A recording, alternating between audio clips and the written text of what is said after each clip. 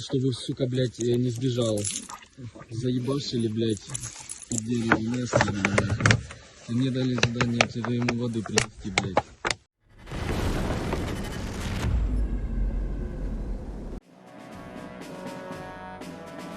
The General Staff of the Armed Forces of Ukraine showed how the Ukrainian army broke through minefields in the Kursk region.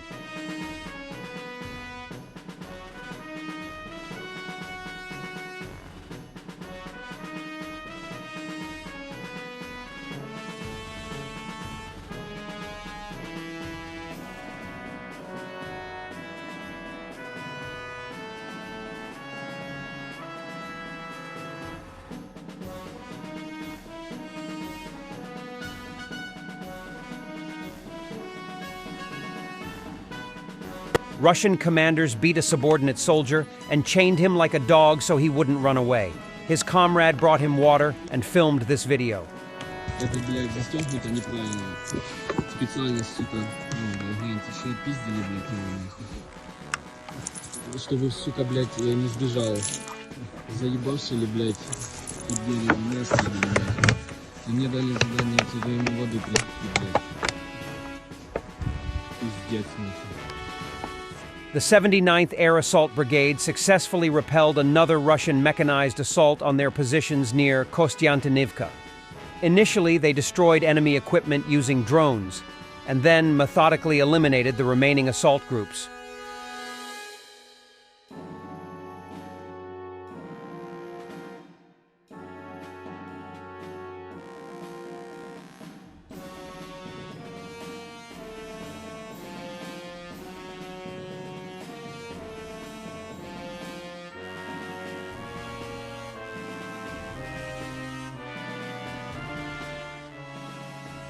Ukraine has received from the United States an exclusive version of an electronic warfare system that turns F-16s into real, invisible, for Russian radars, Defense Express reports.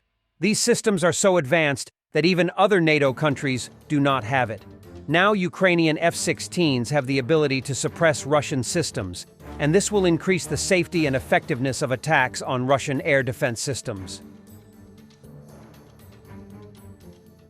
Pilots of the Russian airline Pobeda are afraid to fly because of the new strict fuel economy. This became known to the Russian media thanks to a pilot who filed a complaint with the police. According to him, the management of the company requires to fly with a minimum level of fuel in the airplane. Such restrictions do not imply the need to avoid thunderstorms and fly the best route, because of which airplanes run the risk of not reaching their destination. The main fear is not being able to land before the fuel runs out. Planes now land with 30 minutes to spare. In the event of a drone attack or the announcement of the carpet plan, there may simply not be enough fuel for a second round, let alone landing at an alternate airfield. The owner of Telegram, Pavel Durov, had around 50 secret visits to Russia between 2015 and 2021. Following the failure of his cryptocurrency project in the US, he got back to Russia, and the Kremlin suddenly decided to stop blocking Telegram, and Durov immediately made a plea to pay off his debts to investors. Ministry of Defense of Great Britain has an interesting story. Russian units are running out of water in Ukraine.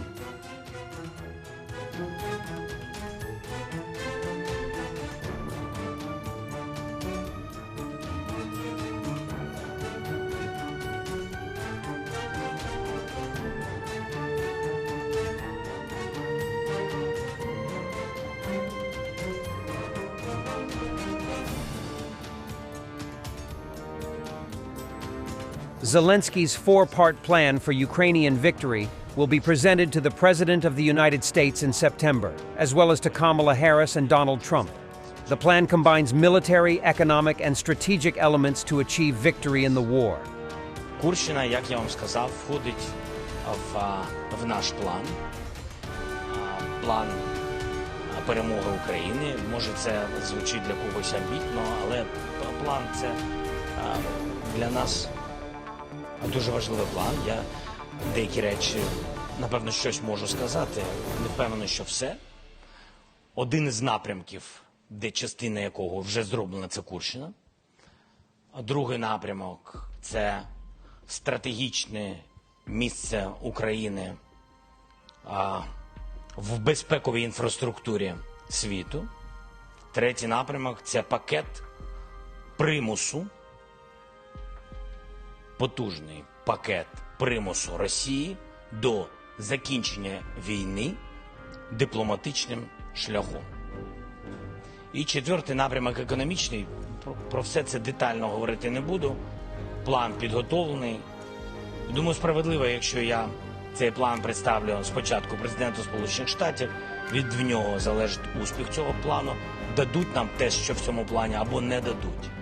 Чи будемо ми вільні в використанні тим, що там буде в цьому плані, або ні.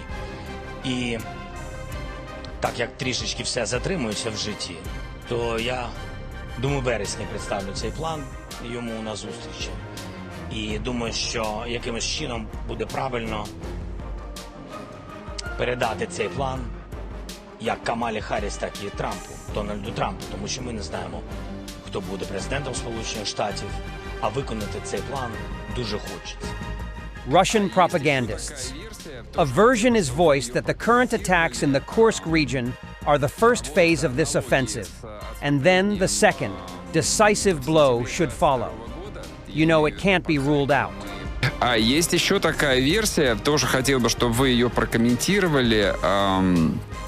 Проводятся аналогии с отступлением в сентябре 22 года, я имею в виду под Харьковом и под Херсоном, когда сначала ВСУ обозначили наступление в районе на юге, именно в районе Херсона, и, собственно, атаковали наши позиции примерно там неделю, около 10 дней, а потом нанесли, да, неожиданный и успешный удар в районе Харькова. Вот тот самый прорыв, после которого произошла та самая пресловутая перегруппировка.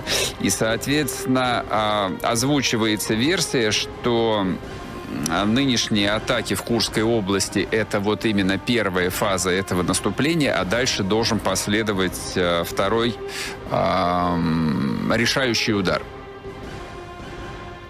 Вы знаете, и этого нельзя исключать. И этого нельзя исключать. Все-таки самое опасное, что может быть на войне, это недооценка противника. Недооценка. Вот она, как правило, ведет к самым тягостным последствиям. Поэтому пока не прозвучали последние выстрелы в любом вооруженном конфликте, в любой войне, противнику надо относиться с уважением.